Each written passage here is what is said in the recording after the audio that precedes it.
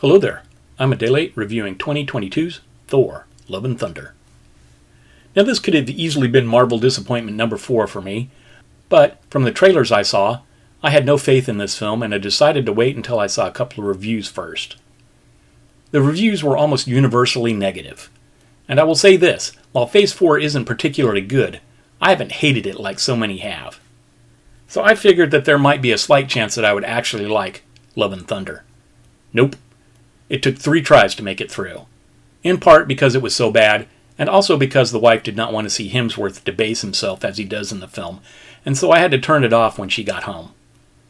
And besides, doing a disappointment video going through all of the problems and issues I have with the film is far more work than this film deserves. So, the big reason the movie is awful? Tone. What should be a somber and thoughtful movie whose plot deals with death and revenge is actually a mostly slapstick comedy under the not-so-subtle direction of Taika Waititi.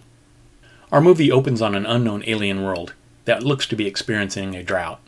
We meet our future antagonist, Gorr, and his daughter. Gorr prays to his god to save him and his daughter from this catastrophe. His prayer goes unanswered, and his daughter dies. Lying next to her grave, he awaits death only to hear a voice calling him. He follows it, and it comes to a small oasis. Here he meets his god, Rapu. Gorr is thrilled. Now he can achieve salvation in the afterlife with his daughter. Rapu laughs at him and says that there's nothing in the afterlife for mortals. Gorr is stunned. Surely that can't be right. Why else would Rapu be here? Rapu is here to kill a mortal who had that Necro Sword, a sword that grants its wielder control over the Shadow Realm and is powerful enough to kill a god. Shocked that his god cares nothing for him, Gorr renounces his faith. This offends Rapu, and he lunges forward to strangle Gorr. A mortal's value is only suffering for their god. The Necro Sword calls to Gorr. If he wants revenge, all he has to do is strike down his former god. It vanishes from the shadow next to its former wielder, and rises from the shadow of Rapu, into Gorr's hand. He strikes down Rapu and vows to kill all the gods. So there's our driving force behind the plot. Gorr wants to make all gods pay for the death of his daughter. Dark and serious stuff. So who can save the gods? Defeat the enemy with minimal loss or damage.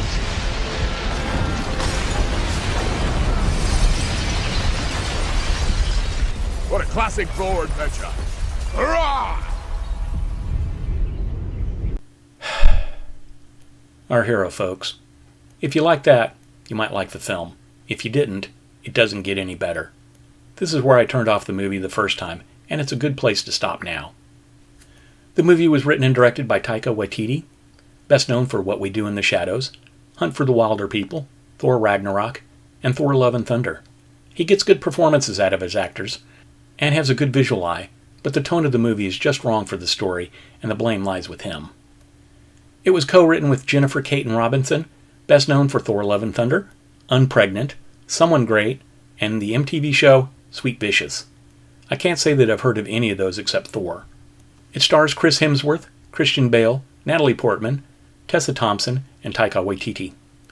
They all do a good job, not that it helps. It was rated PG-13 for violence and adult themes. It had a budget of $250 million and took in $761 million, meaning that with Hollywood accounting, it did make a profit. It has a 6.3 out of 10 on IMDb, Metacritic has it at 57 out of 100, and Rotten Tomatoes has it at 64% per critics and 77% per audience. Personally, I think both of those are too generous by far. This is easily my pick for the worst Marvel film, hands down. There is story there that should be serious and moving, to make you think about loved ones and the impermanence of said love, but no, we get stuff like this.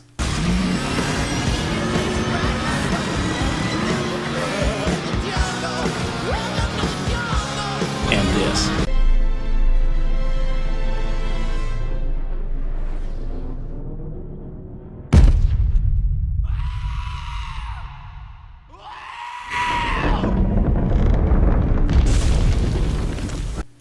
Way to go.